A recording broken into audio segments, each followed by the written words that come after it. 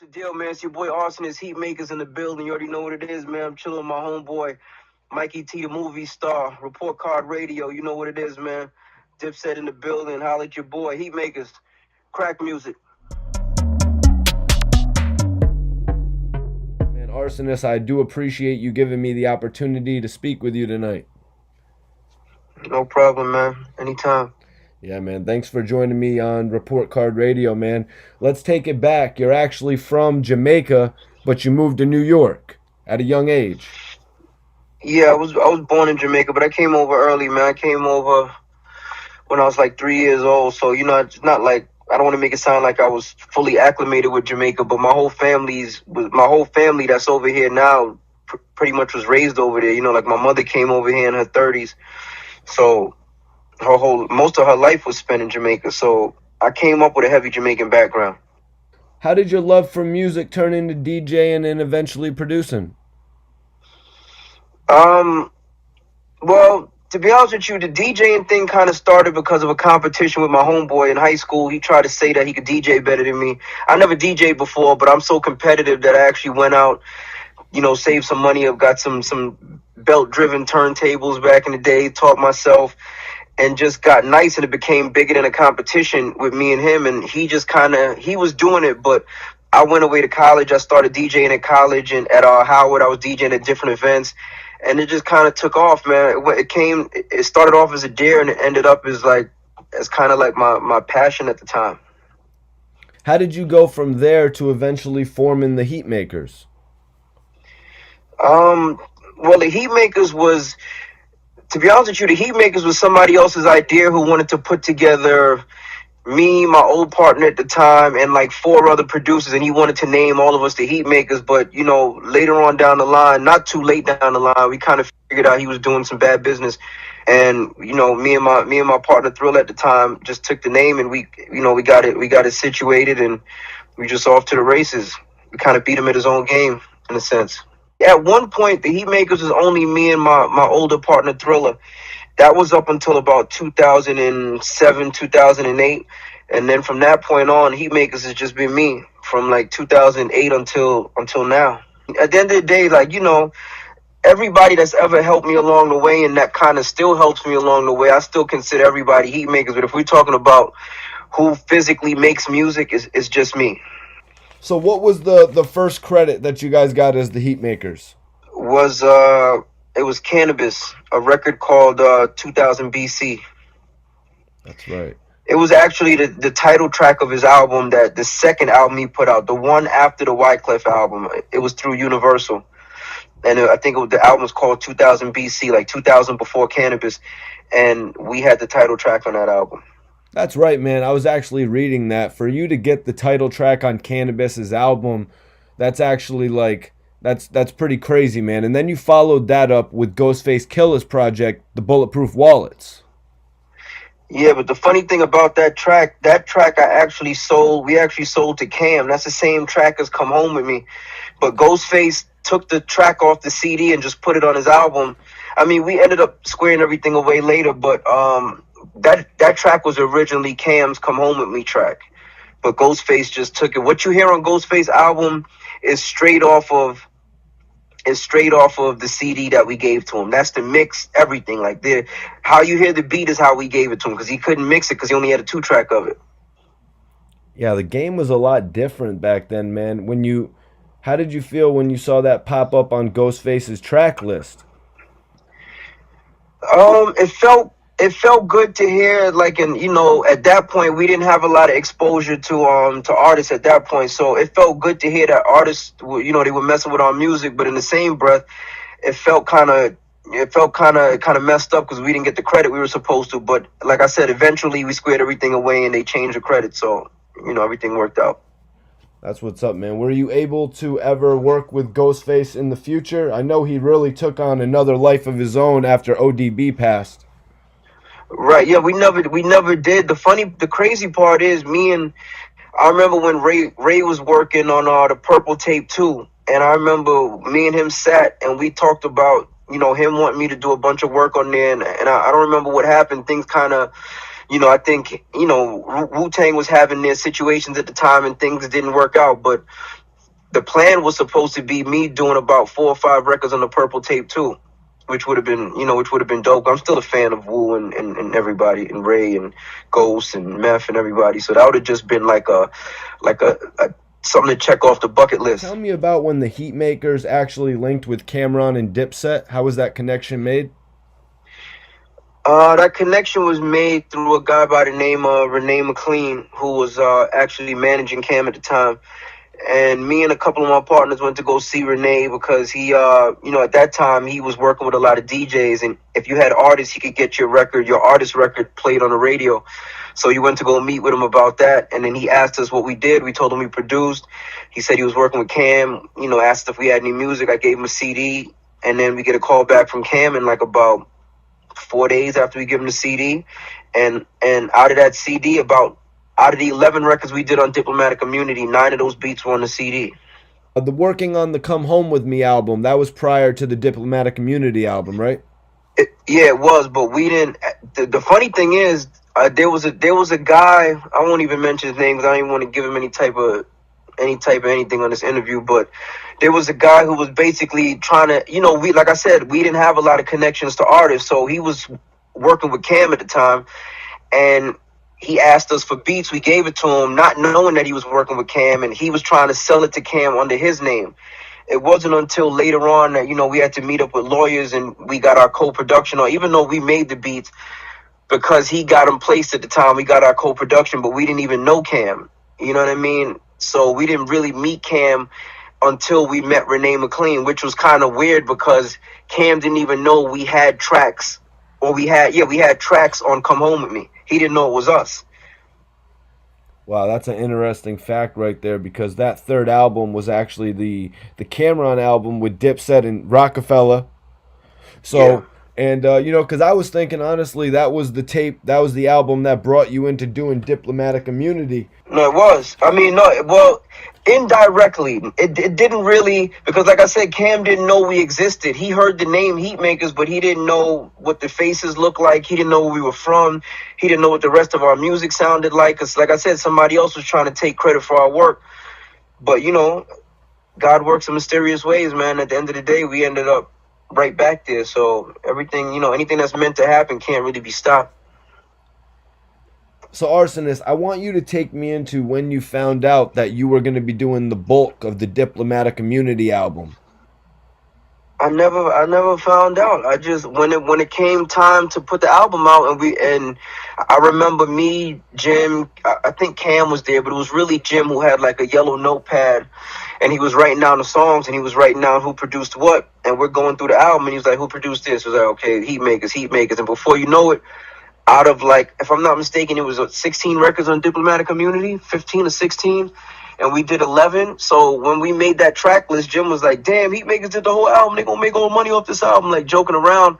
And then I knew, but I kind of knew along the way because I seen how many records we were recording, and I knew that they weren't recording a bunch of records to other producers' beats. So I kind of figured at the end of the day, we were going to be left with a nice amount. But again, back then, it wasn't a matter, I didn't feel like I was getting hype. I just felt almost anxious because I knew I had to do more work. I had to, you know what I mean? Because this was going to bring me more work and I didn't want to miss my opportunity. So my mind was focused on just locking in and making more quality music. So how was the reaction to the Diplomatic Immunity album? Out of control. What, you mean when it came out? Yeah. Out of control. I didn't understand how big of an album it was until weeks later when I would go places and I think right around that time, it might have been, I don't know, right around that time, I don't know if I just did Smack or I did something where people actually, I think it was a Source. Matter of fact, I did a Source interview where they put our pictures in the Source. And I remember going somewhere and people like, oh, you the one that did Diplomatic Immunity, right? That shit is crazy. And it just started happening more and more. And I'm like, this shit might be crazier than I thought, because it's kind of like the saying, when you're in the frame, you can't see the picture. You know what I mean? So like I was in the picture. I couldn't see what was going on outside. I was too busy working. I was too busy being in the studio and listening to new records being made. It wasn't until I stepped outside and heard every car, or like one out of every three cars that was passing playing something with Diplomats, and it kind of was like, oh, this is for real. So how did you find out that you were going to be working with Juelz on the From Me to You album? We was just, you got to remember, like, if you really picture what it is, like, you got to remember Cam was already an established artist when he started Dipset, and Jim was running around with Cam, so, you know, by default, Jim was kind of like a successful artist because he was traveling around with Cam, and whoever Cam knew, Jim kind of knew. But Juelz was the new artist, and I was the new producer. So me and Juelz would always keep in contact and talk and you know, call each other. And I'd be like, yo, I got this beat I want to send to you. And he'd be like, yo, bring it through. And I'd go to Harlem, drop off a CD to him. He would write to it. We'd meet up in the studio later that night, and he would just record. Like, we just did that over and over again until we did 12 records on that album. One more than Diplomatic Community. We did 12. So me and Juelz just always had a crazy working relationship, man. Like, just always working. Juelz's album was released under Def Jam. Jim Jones came out under Koch. Right. Jim, you got to remember, around that time, Jim was just really getting his feet wet with rapping. Jim wasn't like a solidified rapper that everybody knew. He was kind of, Jim is a hustler, so he's looking at it like, I'm next to two dudes that's at the top of the rap game right now, and I'm right in the middle. Why am I not rapping? I'm sure that was his mind frame, which made perfect sense. But again, labels are like any other business. If they don't see a track record of your work, they're not going to invest. So, you know, like Juelz was on the single with Cam, Oh Boy, and Oh Boy was like Def Jam's biggest single. So it was only right that they gave Juelz whatever deal he wanted, because he proved himself on that record. And Cam, like I said, Cam was already hot before he came to Def Jam, so it was a no-brainer to give him the deal. So Jim just had to prove himself, and that's why he went to Koch. So Jim Jones' On My Way to Church album followed. What do you remember most about recording with Jim on his debut? I just remember more so giving Jim beats and not really knowing, because I didn't know Jim's plan at the time. You know what I mean? Like I told you, Jim is a hustler, so I was just doing records with him, and he turned those records into a deal at Koch at that time, where Koch was giving people like $6-7 a record, and he just manipulated that whole situation into his favor. And, you know, it went from On My Way to Church into him doing records like Ballin' independently. So, but I don't, like, again, around those times, I just remember giving Jim beats because, again, he was down with Dipset, and whoever was down with Dipset, I was trying to help out the best I could, and the same way they was trying to help me out. So was there any difference to the producer like you working on a project that was under Def Jam with Juelz and a project under Koch with Jim? I mean, obviously there's going to be a money difference because one is backed by a major corporation and one is independent, and, you know, the budgets aren't as big. But again, if the independent sells even a third of what the major sells, the producer should make more money depending on the deal they worked out. But, you know, back then everybody just wanted the big upfront money, so it wasn't as enticing to do a deal or to work with an artist that was on Koch. But again, Jim was Dipset, so for me, it didn't really matter. I just wanted to make sure I gave him the best material possible. That's what's up, man. So you were actually going in on the Jim Jones project as hard as you were going in on a Def Jam release. Could you say that?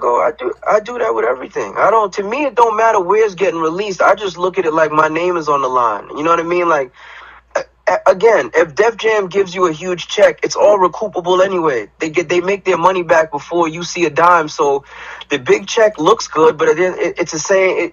First of all, you're gonna make less dealing with a major. You might get a bigger upfront, but the percentage you have to pay that upfront back with is smaller, so you're gonna make less. But with an independent, if you can sell, again, like a quarter or a third of what you would sell in a major, you're going to see a huge return, producers and artists included, if your paperwork is correct.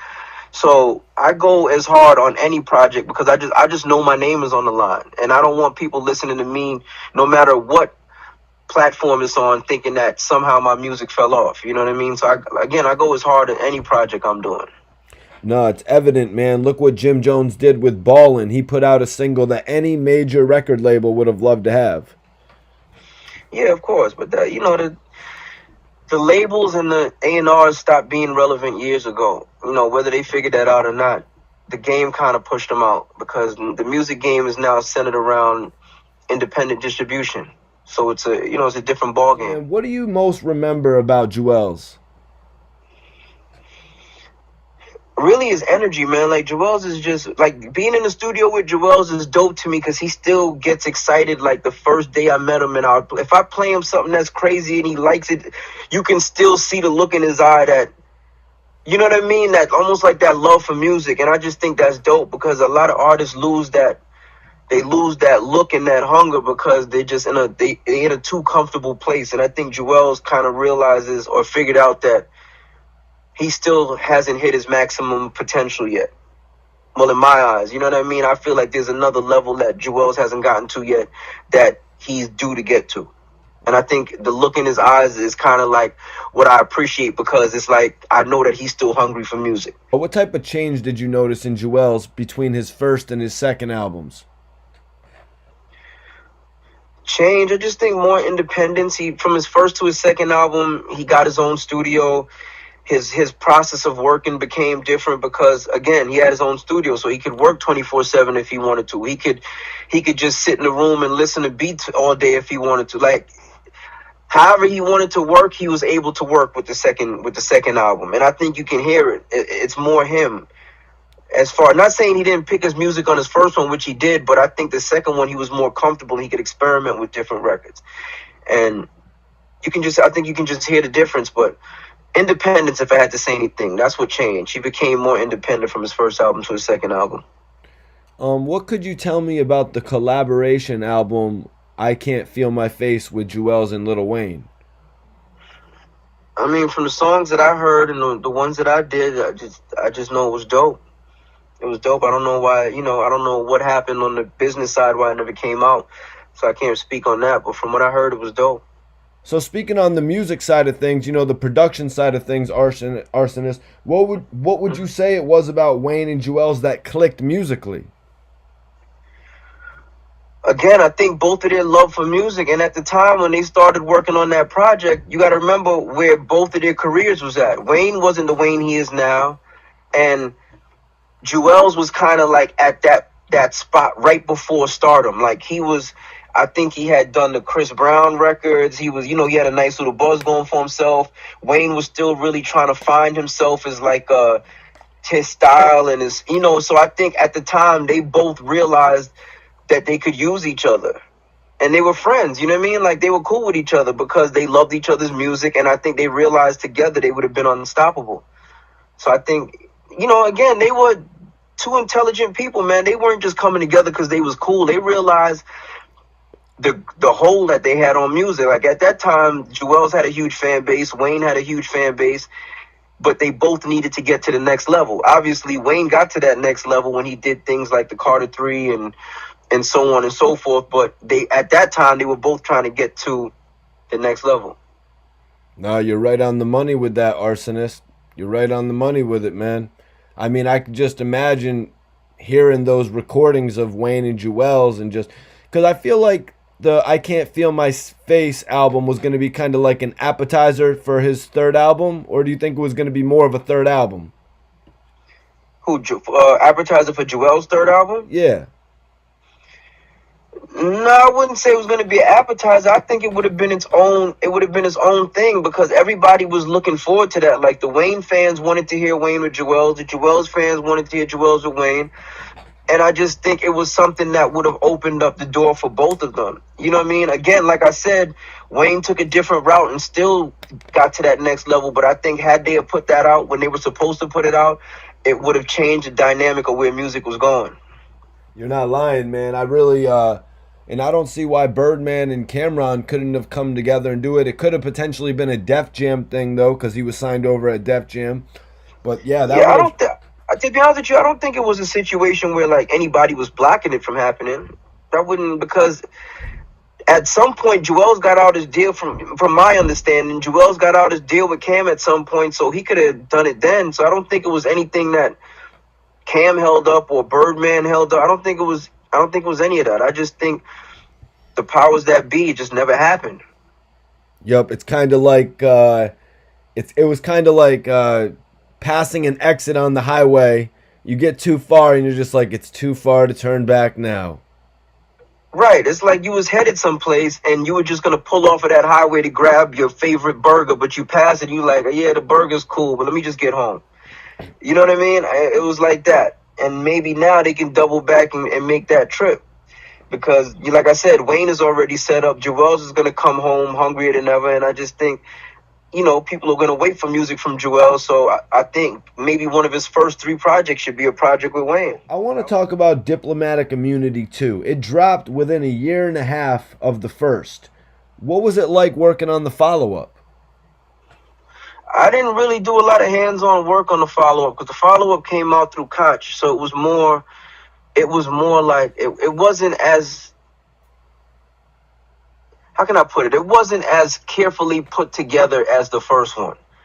Because I just think around that time, Cam and Jim, they realized that there was a need for Diplomat music. So they were just putting out projects, and I think Diplomatic Immunity 1 was kind of like the most, taking the best of the best, because at that point that was like everybody's raw energy on music, and I just think it was different. But I didn't do as much hands-on work as on part 2. What did you notice that was different about it? Like maybe working with more artists, or? But like I said, I wasn't hands-on with part 2. I just gave some beats in, and whatever they picked is what they picked. With part 1, I was in the studio and I was there when they were recording the records. Part 2 wasn't like that. It was just me giving them beats, and then I kind of heard the songs when everybody else was hearing them when they was coming out. You know what I mean? Like it wasn't a process where I was in the studio while he was recording the songs that we did for part 2. Other than, I believe he put Bigger Picture. Did he put Bigger Picture on part 2? I think Bigger Picture was on there. That's the one record I was in the studio for. Well, other than that, I wasn't really in the studio for the records on part 2. So I know in recent years there's been talk about it, but was there ever talks of Diplomatic Immunity 3 back in those days? No, because I think things started separating around that time, but we did do a Diplomatic Ties a year and a half. Well, what was that? 2018, November 2018, we put out Diplomatic Ties. So that's the closest to Diplomatic Immunity 3 without being called Diplomatic Immunity 3. It was, all of them on, what was it? 8. It was like an EP. So I think it was like 8 records or 7 records, but all of them were on every record. So that was the closest thing since then to a Diplomatic Immunity 3. So how was it reuniting for that project? It was pretty dope, man. I just think everything fell back into place, other than the fact that, around that time, Juelz had ran into his legal problems, so it slowed things up a little bit. But other than that, man, the energy felt right. Everything was, even the records I did with Juelz when he came through, the records I did, I've been working with Jim for the last couple years now. The records I did with Cam when he came through, everything felt organic and natural. Nothing felt like nobody wanted to be there. It felt like everybody was happy to be there and everybody just wanted to make music again. You know what I mean? Those are the really the founding fathers of Dipset, really. I mean, other than Cam and Jim and Digga, Six Figure Digga, who actually came up with the name Diplomats from my understanding. But, the people that everybody know would be Jim, Cam, Juelz, and Freaky.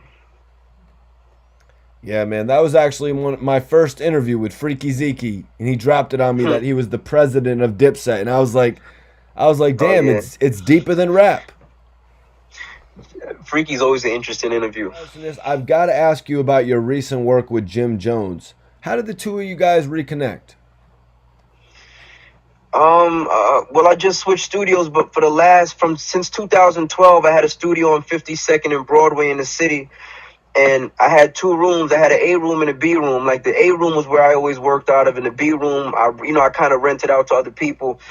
And Jim used to use the B room starting at like midnight. But when Jim would start using the B room, I'd be on my way home. So, one night I remember Fred told me, rest in peace, Fred the Godson. Fred told me, he was like, I stayed here last night and Jim played me his album. He said, it sounds dope. You should listen to it. This is the original Wasted Talent before I did anything, before I heard it.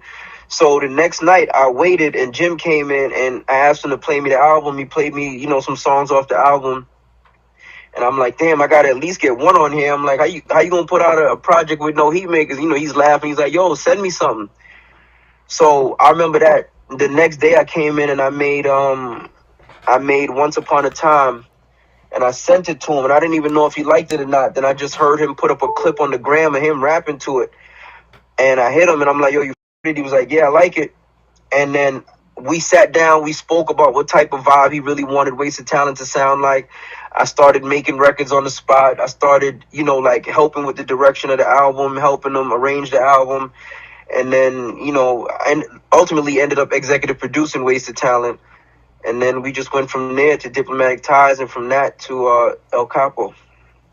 Yeah, there's no doubt about it. Jim Jones has been releasing albums and EPs. He's been doing a lot of things with a lot of artists. I've actually witnessed it.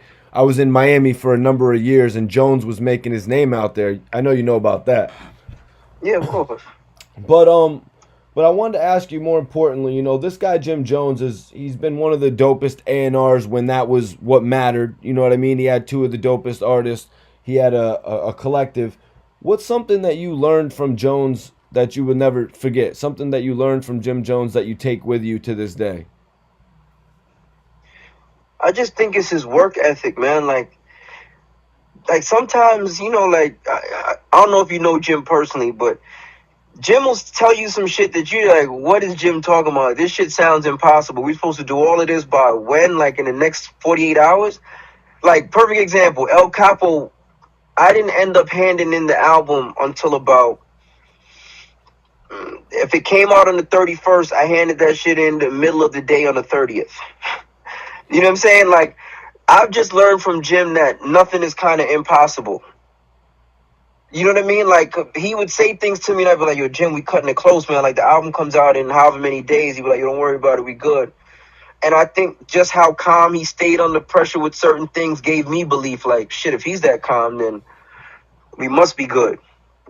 You know what I'm saying? So I think if anything I've learned from him is just kind of any and everything is possible with belief.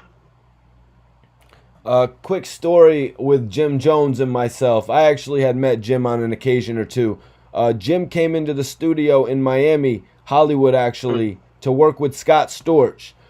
He jumped on something new. He jumped on a dubstep type beat. So Storch was at Cameo that night in Miami, and we took the record and we went up to the booth. DJ Bulletproof, one of Rick Ross's DJs, was up there, so we got into the DJ booth and we played the joint that we recorded with Jim Jones that same night at Club Cameo in Miami. That was the first ever for me. You know what I mean? You were talking about how was it? How did the crowd react? It was crazy, man. It was crazy to see the reaction to the dubstep, and then Jim Jones's joint. Jim Jones spit. Jim Jones had about 8 bars on it, man. It was lit, man. It's fire. It really was, man. Jim Jones is one of the greatest hustlers I think the game will ever know. The way he flipped that Koch deal, as you were saying earlier. 1,000,000%, Jim.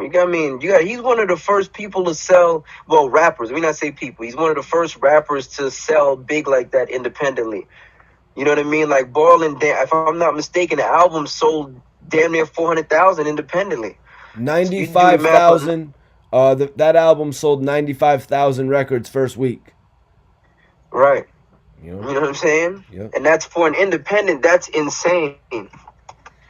For an independent, let me put it like this. For an independent, if you sell 20,000 copies, you're happy. So, you know what I'm saying? Like, you see the numbers that Jim was doing, and Ballin' is still a record that is highly streamed, so he'll still make money off of that. Can you tell me about your relationship with Fred the Godson? R.I.P. That was my brother, man. To be honest with you, Fred was closer to me than my blood brother is. And so, and we had on top of a friendship, we had a working relationship for the better part of really the last 11 years. I've known Fred for about 17, 18 years, but for the last 11 years, we've worked side by side pretty much. What was it like being around Fred every day? It was incredible, man. Like Fred is not only was he a dope artist, but his personality is unmatched, man. Like he's one of the funniest guys you could be around, one of the most genuine, humble, good spirited person. Like give you the shirt off his back if he could. Nobody's gonna be hungry around him if he, you know what I mean? Like just a good person, and kind of teaches you to be a better person, or teaches you to be a more patient person. And like, just to put it like this, I've been around Fred for about 5 days a week for the last 11 years, whether making music or just doing some or whatever, hanging out, chilling. And I've never gotten into one argument with him. Not one argument. The only time we've ever played around and disagreed is if we playing 2K and we're betting for something. But other than that, I don't argue with him. I never had a reason to argue with him. He was too good of a person, you know what I mean? And then to top it off, that he was that talented of an artist, he was just, you know what I mean? Like he was just like the perfect person you'd want to be around as a musician. So, man, how long did you actually know Fred for, if you could take me into that? I met Fred outside of 106 in Park in 2000 and I want to say 2002. About 2002 or 2001. So I've known, like I said, I met Fred for like 18 years. I've known Fred. That's what's up, So man. it's a long time. Yeah, it definitely is, man. Is there any type of material that you have left with Fred? Maybe a final album? Yeah, well, I got a couple things. I have a final project, Contraband 3, that I'm putting together now. I'm just getting some features involved. I'm trying to finish that by October. You know what I mean? Like really have it sealed and done by October. I have Gorilla Glue Part 2 with Joel and Fred that I'm probably gonna drop that beginning of next year. And we're gonna put out a Freddie Pendergrass album where he did like a lot of R&B dope shit. Like we redid a bunch of shit, like Music Soul Child is on there. We got some Carl Thomas shit on there. Donnell Jones, you know what I mean? Like we're doing stuff like that. But so he has about a solid 3 projects left, and plus other scattered material that I'll choose what I'm gonna do with that. As far as like, maybe other artists might want it for their project or whatever it is. We'll figure it out. That's good to hear, man. We could definitely reconnect when you release that duet project with Fred and Juelz. I'd like to hear more about their chemistry and the way that came together, man. People actually asking for part 2 after we did part 1, so people will appreciate it, man.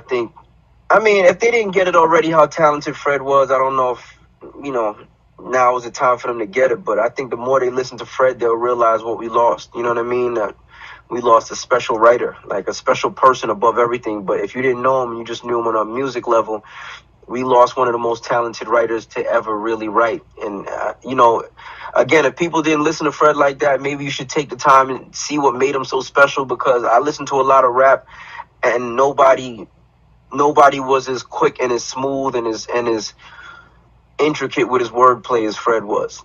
So, I just think people should do themselves a favor and listen to that man. If you say you love music, you need to understand what made him special. So you did a record with T.I. that was on Jim's album, and the same time you had a record with Little Flip on his most popular album, and then you were on Ludacris's Artist I-20's album, Self-Explanatory.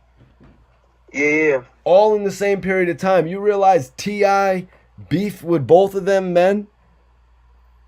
Nah, no, and the crazy part was I was doing a compilation album, and I remember asking T.I. for a verse, and he was like, yeah, I got you. He said, but who you gonna put me on a song with? And I was oblivious to I had no clue that they had beef. So I'm like, I don't know, man. I probably put Luda on there. Whatever. He just gave me a look at the time, gave me a crazy look, and I caught on eventually, but I had no clue during the whole, because I'm from New York. This is pre-internet. Really? Well, it was internet, but it was pre-social media. So the only way you knew about beef is if somebody told you. And at that time, I was only really around New York artists, so I had no clue that T.I. and Luda was beefing like that. Wow. So you actually got the chance to meet T.I. How did that come about? Oh, I met T.I. I met T.I. through Juelz. I think, I think if I'm not mistaken, T.I. he was on Juelz's album, right? He was Wasn't he? on. I think He he was was on on. From Me to You. He was on my way to church. Yeah, but I think he did something on Juelz's album too, if I'm not mistaken. It was like a bonus track or something. I think Okay. I didn't do the beat to that though, but I think he was on the album, if I'm not mistaken. They were on either he was on Juelz's album or Juelz was on his, one of the two. But I think he was on Juelz's album, and I remember him being in Sony Studios with Juelz, and I met him. But I met him a couple times because he was at one point. My old manager, Joey IE, was managing him, and he introduced us again, and so I met T.I. a few times back then. But that specific time when you went into the Sony building and he was with Juelz, because Yeah. we're talking about a pre-trap music Ti. We're talking like I'm serious Ti right here, aren't we? Yeah, yeah, 1,000,000%. Yeah, that's what's A up. 1,000,000%. And then you had Little Flip, and at his hmm most popular when he had released Sunshine, you were on that album. You Gotta Feel Me. How did you make that connection? You the Ghetto. Through K Slay. I was working with K Slay on his album, and he told me that Little Flip was either upstairs or downstairs. I don't remember what room we were in at the time. And he was like, "Yo, I'm introduced you." Brought me to the room. Flip was there with I think his manager name was like Sandy something. I forgot his name, but he left me in there. I played Flip about 4 records. The second record I played, he was like, "That's it," and he recorded it. Because back then Flip wasn't really writing. Flip was freestyling most of the stuff, but he was nice with it. So he was I think he laid that down same day or later that day, and I came back the next day, heard it. He put Heatmakerz in the record, and we was good. Like everything was just lining up. Like around that time, artists just they wanted that sound. I did stuff for Twister around that time. I did stuff for a bunch of art. Gucci. Well, later on, I did stuff for Gucci when he came out. So Southern artists wanted that sound too. And still to this day, Southern artists, you can't go wrong with soul music, like with aggressive soul music. Nobody goes wrong with that. Man, I appreciate you clearing that up though about Little Flip freestyling his joints because I was always wondering about that line, I'll treat you like milk, I'll do nothing but spoil you. Yeah, I mean, he freestyle. He was a dope freestyler, but he would, again, it was freestyle. So I don't know what people really expect. I don't know if they know what real freestyling is. Not what they say it is today, but he was really. He might have wrote a few things, but for the most part, from what I saw, he would freestyle a lot. So to his credit, man. At the end of the day, he had a platinum album. Right, facts. And Arsonist, being on that album, the You Gotta Feel Me album, is that something you were seeing like publishing checks for years, or how did that work out?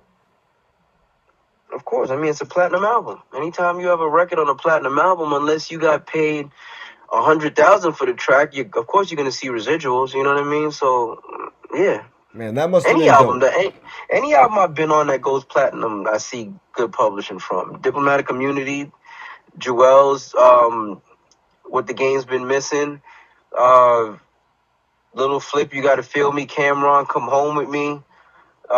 Little Wayne, the Carter 2, yeah, of course you're gonna see publishing from all of that. And then now it's a new day and age. Like El Capo, I'm just a part owner of El Capo, so instead of waiting on publishing, well, that type of publishing from the label, I just get 25% of what El Capo makes. So you understand, it's a different game now. So once you know how to play the game that's happening now, it's the same thing, just with slightly different rules.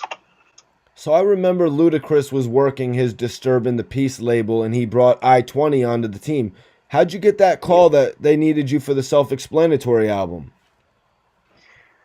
The funny part is, me and I-20 are actually like really good friends to this day. Like, like we speak maybe once or twice a month. You know what I mean? Like, just still stay in contact, or even more than that. But he he told me that he had a wish list of producers, and I was on the wish list. He said after he heard I'm Ready, he was like he has to work with whoever made this beat. So and his I think it was my man Rich Nice, who I think was part of his management team at the time, or was dealing with DTP. He had some position with DTP. I don't wanna say the wrong thing, but he was with DTP, and Rich Nice actually got in contact with me and brought me to the studio with I-20, and I'm still cool with everybody to this day. Because, Rich Nice is working with Sway now, and I saw Rich Nice the other day when I went to do a Sway interview.